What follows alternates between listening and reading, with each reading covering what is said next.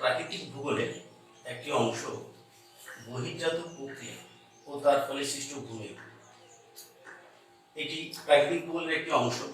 এই চ্যাপ্টার জানার আগে আমাদের কতগুলো বিষয় আছে জেনে নিতে হবে। এই যে বহির্জাত প্রক্রিয়াটা কি তার সেটাও জানতে হবে। তার আগে আমি কতগুলো কোশ্চেন দিয়েছি, কোশ্চেন অনুসারে যদি আমরা আলোচনা করি খুবই ভালো হবে। প্রথমত দেখো ভূমিরূপটা কি। দেখো আমি একটা ছোট্ট ছবি আঁকছি।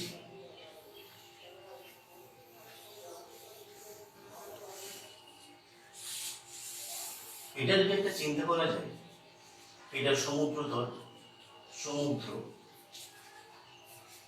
সমুদ্র থেকে সামান্য উঁচু সমতল প্রকৃতির ভূভাগ, যাকে আমরা বলছি সমভূমি। তারপরে যে অংশটা রয়েছে উঁচু নিচু ঢেউ খেলানো ভূভাগ, তাকে আমরা বলছি মালভূমি। রয়েছে নাতি উচ্চ ভূভাগ, পাহাড়। রয়েছে সুউচ্চ ভূভাগ, পর্বত। এগুলো আসছে।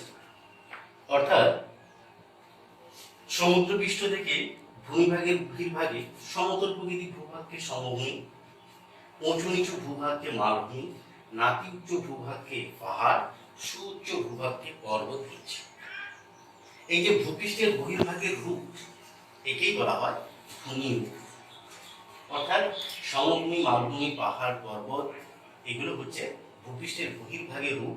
মানুষদের যেমন রূপ থাকে, কেউ কালো, কেউ ফর্সা, কেউ লম্বা, কেউ বেটে, একই রকম ভূমিভাগেরও রূপ রয়েছে, তাকেই বলা হয় কিনা ভূমিরূপ।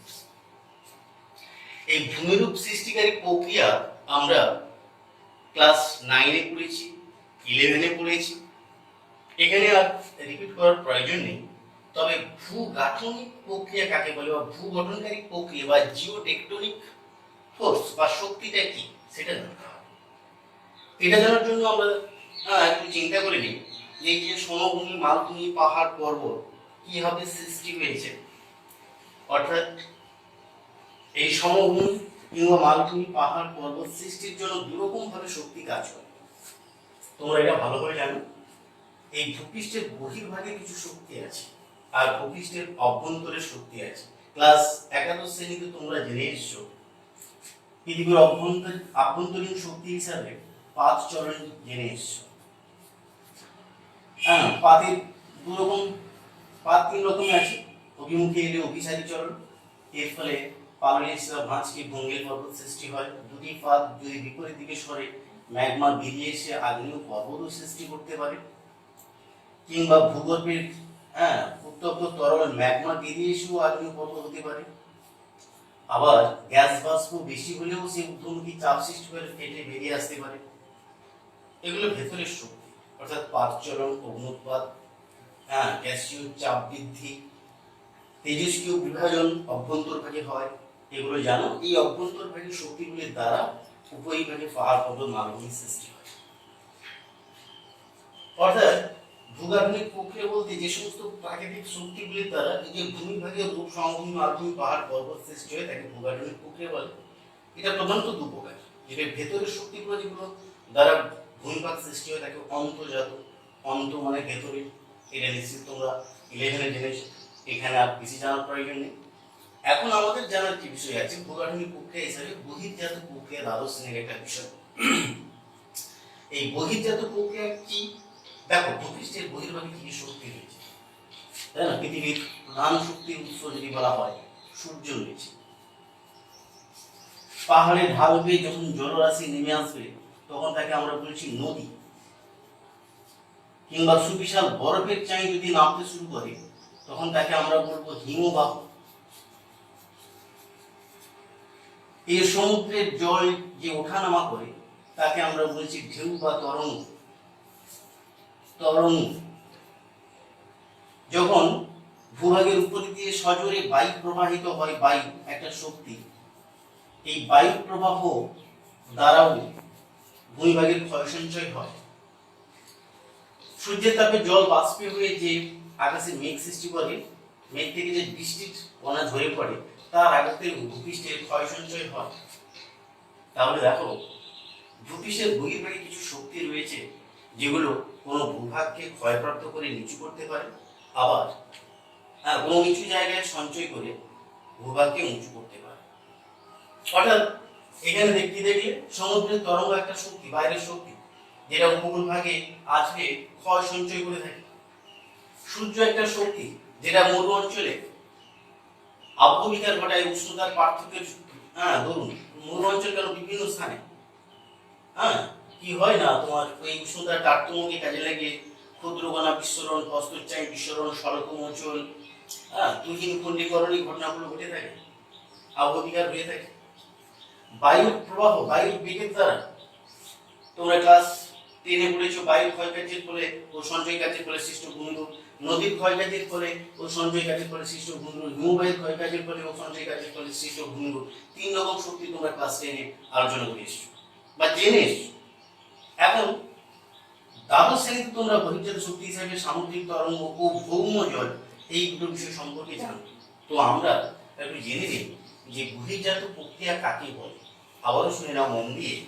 ভূভাগের বহির্ভাগে, অর্থাৎ পাহাড়ি ঢাল বেয়ে নামে নদী কিংবা বরফের চাই নামলে হিমবাহ, প্রবাহিত অদৃশ্য শক্তি বায়ু, বায়ু প্রবাহ, বৃষ্টিপাত, সূর্যের তাপের পার্থক্য, সমুদ্র তরঙ্গ, এই শক্তিগুলো বহির্ভাগে ক্ষয় ও সঞ্চয় কার্যের মাধ্যমে ভূমিরূপ সৃষ্টি করে থাকে। তাই একে আমরা কি বলবো, বহির্জাত প্রক্রিয়া বলবো। এবার দেখো, তাহলে ভূগঠনকারী প্রক্রিয়া কাকে বলে আমরা জানলাম। এবার অবরোহণ কি বিষয়টা একটু আমাদের জানতে হবে। অবরোহণ, তাহলে ছোট করে ছবি দেখো। সমুদ্র পৃষ্ঠ থেকে নিচু জায়গা, আবার সুউঁচু জায়গা ছিল। পরবর্তীকালে দীর্ঘদিন ক্ষয়প্রাপ্ত হতে হতে, একটু আগে যে বললাম প্রাকৃতিক শক্তিগুলির দ্বারা উঁচু জায়গা ক্ষয় হয়। চিন্তা করে দেখো, এটা উঁচু পর্বত ছিল, এটা সমুদ্রতল, নিচু সমতল ভূভাগ। এবার ওই বহির্জাত যে প্রক্রিয়াগুলো রয়েছে, নদী হোক, বায়ু হোক, হিমবাহ হোক, সমুদ্রের তরঙ্গের আঘাত ফলে হতে পারে উষ্ণতার পার্থক্য, তাপের পার্থক্য ঘটাতে পারে। এই উঁচু জায়গা এই বহির্জাত প্রক্রিয়া শক্তিগুলির দ্বারা ক্ষয় পেয়ে নিচু হচ্ছে। আবার ওই ক্ষয়িত পদার্থগুলো কোন জায়গায় যাবে? ওই ক্ষয়িত পদার্থগুলো নিচের নিচু জায়গাগুলোতে জমা হয়ে নিচু জায়গা আবার উঁচু হতে শুরু করবে। নিচু জায়গা তখন সঞ্চয় কার্যের মাধ্যমে উঁচু হতে শুরু করবে।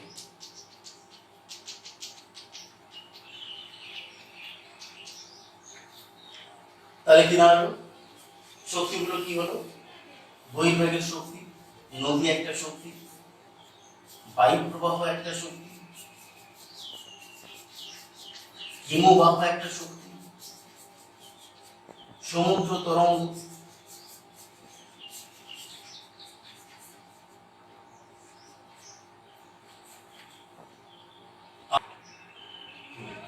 তাহলে আমরা কি দেখলাম যে নদী, বায়ু প্রবাহ, হিমবাহ, সমুদ্র তরঙ্গ, ভৌমজল, এই সমস্ত প্রাকৃতিক শক্তিগুলো বহির্ভাগের শক্তি, তাদের দ্বারা ক্ষয় পেয়ে কোনো উঁচু জায়গায় নিচু হচ্ছে। এই উঁচু জায়গায় নিচু হওয়ার ঘটনাকে বলা হয় অবরোহণ, অর্থাৎ ডিগ্রিডেশন আর এগ্রিডেশন।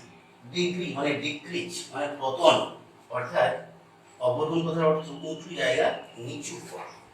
কি এই সমস্ত যে প্রাকৃতিক শক্তিগুলোতে রয়েছে, নদী প্রবাহ, বায়ু প্রবাহ, হিমবাহ, সমুদ্র তরঙ্গ, ভৌমজল ইত্যাদি বহির্জাত শক্তিগুলির দ্বারা উঁচু জায়গায় ক্ষয়প্রাপ্ত হয়ে নিচু ভূমিতে পরিণত হওয়াকে আমরা বলব অবরোহণ বা অবরোহণ বা ডিগ্রিডেশন। ডিক্রিজ মানে পতন। এবার দেখো, এখানে একটা দেওয়া হয়েছে যে অবরোহণের পদ্ধতিগুলো কি কি।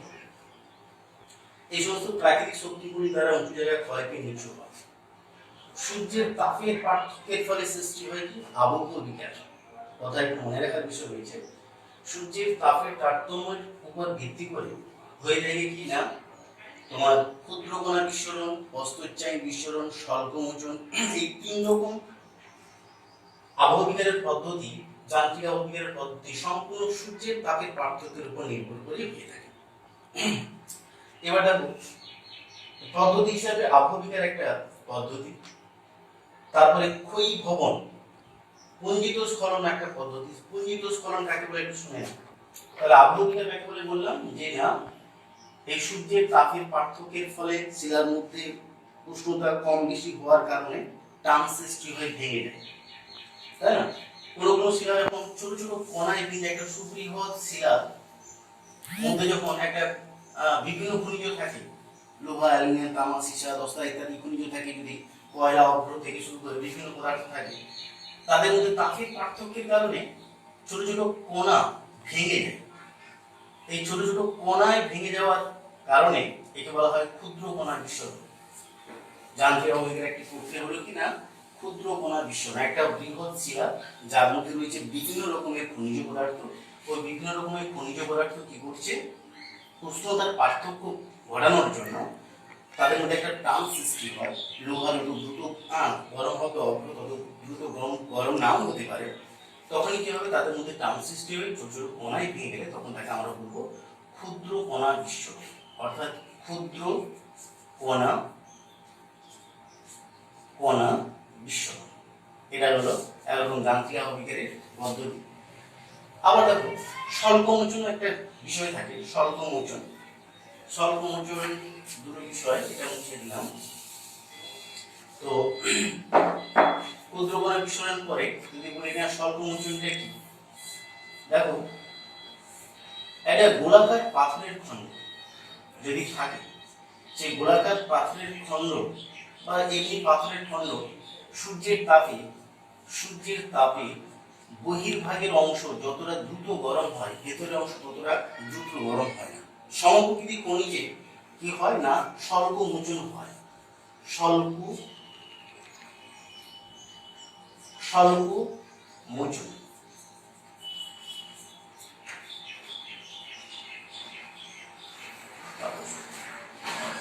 তাহলে কি দেখা যাচ্ছে না, কঠিন শিলার বাহিরের সূর্যরশ্মি যে পরিমাণ গ্রহণ করে দ্রুত, ভেতরে ততটা দ্রুত গ্রহণ করতে পারে না। আবার বাইরের অংশ যত দ্রুত তাপ বিকিরণ করে, ভেতরের অংশ তত দ্রুত তাপ বিকিরণ করতে পারে না। ফলে দেখো বাইরের অংশ দিনের বেলায় দ্রুত তাপ গ্রহণ করে দ্রুত বেড়ে যাচ্ছে, ফলে আর ভেতরের অংশ তখন দ্রুত গরম হতে পারে না, বায়ুদান বাড়ছে। ফলে বাইরের অংশটা কি হয়, এই পেঁয়াজ বা গাছের ছালের ন্যায় খুলে যায়। পেঁয়াজ বা গাছের ছালের ন্যায় খুলে যায়। একে বলা হয় স্বল্পমোচন বা বাকল মোচন বা ছাল মোচন বলা হয়ে থাকে।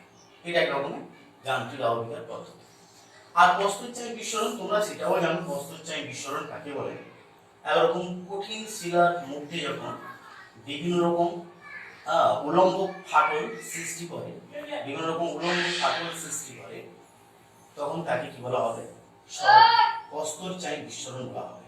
প্রস্তরচায়ী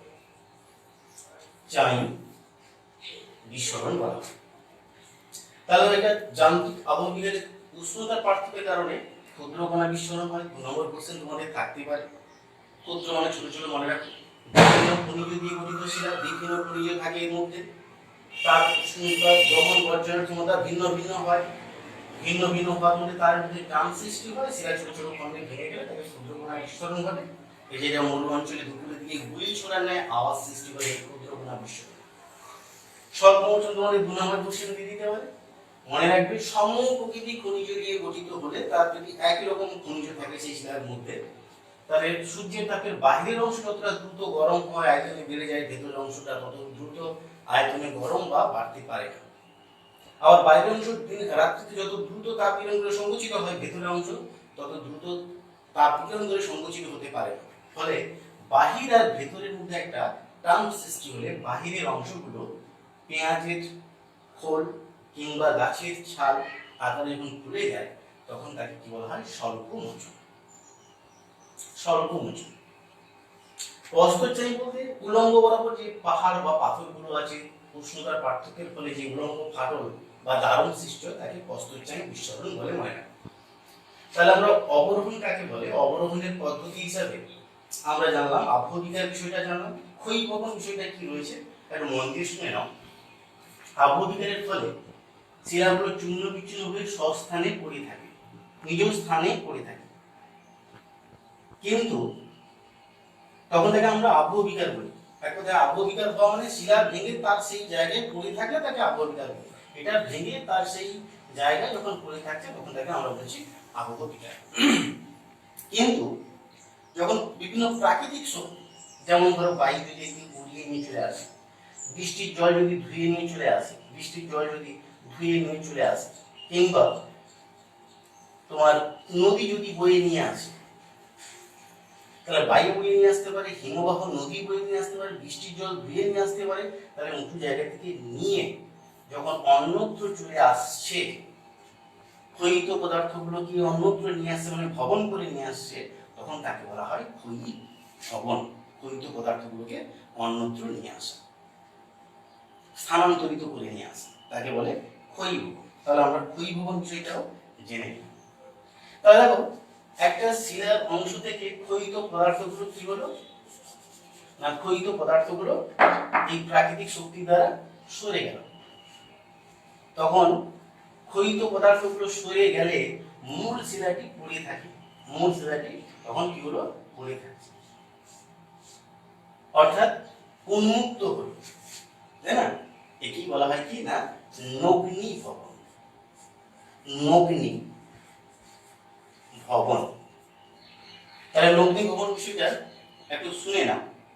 আবহবিকার ফলে শিলা চূর্ণ বিচ্ছিন্ন হয়ে স্বস্থানে পড়ে থাকে। ক্ষয়ী ভবন প্রক্রিয়ার মাধ্যমে, অর্থাৎ নদীর দ্বারা, বায়ুর দ্বারা, হিমবাহ দ্বারা, সমুদ্র তরঙ্গের দ্বারা বা বিভিন্ন যে বহির্জাত শক্তি বলছি, ওই ক্ষয়িত পদার্থগুলো অন্যত্র চলে গেল। অন্যত্র চলে যাওয়ার মানে কি হলো, তোমার যে মূল শিলাটা আছে সেটা পড়ে থাকবে। এই অন্যত্র চলে যাওয়ার বিষয়টাকে বলা হয় ক্ষয়ী ভবন। আর মূল শিলাটা পড়ে থাকাটাকে বলছে নগ্নি ভবন। নগ্নি কথার অর্থ উন্মুক্ত, অর্থাৎ মূল শিলাটা পড়ে থাকে বলে একে নগ্নি ভবন বলা হয়। তাহলে আমরা এই তিনের মধ্যে সম্পর্কটা ভালো করে জানতে পারলাম। কিরকম?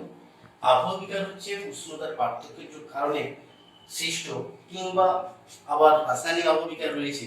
হ্যাঁ, অক্সিজেন জল লোহার সঙ্গে বিক্রিয়া করে অক্সিডেশন ঘটায়। আবার কার্বন ডাই অক্সাইড জল কার্বনিক অ্যাসিড হয়ে চুনাপাথরযুক্ত অঞ্চলের সঙ্গে বিক্রিয়া করে, তাই না, ক্যালসিয়াম কার্বনেট ক্যালসিয়াম বাইকার্বনেটে পরিণত হয়, অর্থাৎ অঙ্গার যোজন হয়। অর্থাৎ এই যে জারণ, অঙ্গার যোজন বা অক্সিডেশন, হাইড্রেশন, এই আবহবিকারের ফলেও কি হয়, উঁচু জায়গায় নিচু হয়, তবে ওগুলো বিক্রিয়ার মাধ্যমে হয়, বোঝা যায় না। তো যান্ত্রিক আবহবিকারের দ্বারা যে শিলা চূর্ণ বিচ্ছিন্ন হয় সেটা স্বস্থানে পড়ে থাকছে, সেটা হলো আবহবিকার। আর ওই ক্ষয়িত পদার্থগুলো যখন সরে যাচ্ছে তখন তাকে বলেছি ক্ষয়ী ভবন, অর্থাৎ আবহবিকার হলে ক্ষয়ী ভবন হচ্ছে। আবার ক্ষয়িত পদার্থগুলো যখন একটা মূল শিলা থেকে সরে আসছে, মূল শিলা থেকে চলে আসছে, তখন মূল শিলাটি উন্মুক্ত হচ্ছে, তখন তাকে বলা হচ্ছে নগ্নি ভবন। অর্থাৎ আবহবিকার হলে ক্ষয়ী ভবন, আবহবিকার হওয়ার পরে ক্ষয়ী ভবন হবে, ক্ষয়ী ভবন হওয়ার পরেই নগ্নি ভবন হবে, ক্ষয়ী ভবন হলে নগ্নি ভবন হবে। অর্থাৎ পর্যায়ক্রমিক হচ্ছে। আবহবিকার হলে আবহবিকার হওয়ার পরে ক্ষয়ী ভবন হতে হবে, ক্ষয়ী ভবন হওয়ার পরে নগ্নি ভবন হতে হবে। অর্থাৎ এটা হচ্ছে এইরকমই একটি সম্পর্ক। দেখো, অবরোহণের দ্বারা আমরা কি জানলাম, উঁচু জায়গায় নিচু হলো, ডিগ্রেডেশন ডিক্রিজ হলো। আরোহণটা কি না, আরোহণ হচ্ছে নিচু জায়গা উঁচু হবে, এগ্রিডেশন। অর্থাৎ এখানে কি বলছে দেখো, সঞ্চয় হয়। অবরোহণ মানে ক্ষয়, আরোহণ মানে সঞ্চয়। এই যে বিভিন্ন প্রাকৃতিক শক্তির দ্বারা ক্ষয় পাওয়া পদার্থগুলো নিচু জায়গায় বয়ে এসে জমা হয়েছে, নিচু জায়গা উঁচু হয়েছে। নিচু জায়গা উঁচু হওয়া, সঞ্চয় হওয়া, এই নিচু জায়গা উঁচু হওয়াকে বলা হয় আরোহণ। অর্থাৎ এটা, এই যে নিচু জায়গা উঁচু হওয়াকে বলা হবে কি, আরোহণ বা এগ্রিডেশন। ডিগ্রেডেশন, এটা এগ্রিডেশন, দুটো বিষয়। তাহলে এটা হচ্ছে কিনা ক্ষয় প্রক্রিয়া, এটা সঞ্চয় প্রক্রিয়া। এর দ্বারা উঁচু জায়গা নিচু হচ্ছে, এর দ্বারা নিচু জায়গা উঁচু হচ্ছে, তাই না? অতএব দুজনেই ভূমির পরিবর্তন হচ্ছে, ও নিচু করছে, এই উঁচু করছে। তো আমরা অবরোহণ, তার পদ্ধতি এবং আরোহণ জানলাম। এবার জানবো পর্যায়ন কি। দেখো, যখন এখানে দেখলে যে কি না, উঁচু জায়গা কি হচ্ছে, নিচু হচ্ছে, আবার নিচু জায়গা উঁচু হচ্ছে, অর্থাৎ একটা ভূমিভাগ সমতল ভূমিতে পরিণত হচ্ছে, সমুদ্র পৃষ্ঠের প্রায় প্যারালালে বা সমান্তরালে ভূমিভাগ আসছে। অবরোহণ প্রক্রিয়া উঁচু জায়গায় নিচু হওয়া, আরোহণ প্রক্রিয়া নিচু জায়গায় উঁচু হয়ে সমতল প্রকৃতি ভূমিতে পরিণত হওয়ার ঘটনা কি? অবরোহণ প্রক্রিয়ায় উঁচু জায়গায় নিচু হওয়া, আরোহণ প্রক্রিয়ায় নিচু জায়গায় উঁচু হয়ে একটা সমতল প্রকৃতি যে ভূমিরূপ সৃষ্টি হয় তাকে আমরা বলবো পর্যায়ন। পর্যায় অর্থাৎ অবরোহণ প্লাস আরোহণ,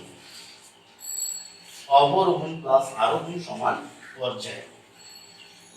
এই পর্যায়ন অর্থাৎ গ্রেডিয়েশন বা পর্যায়ন, এই শব্দটি প্রথম গ্রেড শব্দটি ব্যবহার করেছেন জি.কে. গিলবার্ট। এটা শর্ট কোশ্চেন করে মনে রাখবে। জি.কে. গিলবার্ট সর্বপ্রথম এই গ্রেড বা পর্যায়ন শব্দটি ব্যবহার করেছিলেন। আর গ্রেডিয়েশন বা পর্যায়নটা কি একটু মন দিয়ে শুনে নাও, আবার বলছি। অবরোহণ প্রক্রিয়ায় বা বিভিন্ন প্রকার প্রাকৃতিক শক্তি ক্ষয়কার্যের প্রক্রিয়ায় উঁচু জায়গায় নিচু হওয়া, আরোহণ প্রক্রিয়ায় ওই শক্তিগুলির দ্বারা নিচু জায়গায় উঁচু হয়ে সমতল প্রকৃতি যে ভূমিরূপে পরিণত হয় তাকে বলা হয় কি? পর্যায়ন বা গ্রেডিয়েশন। এটা মনে রাখবে।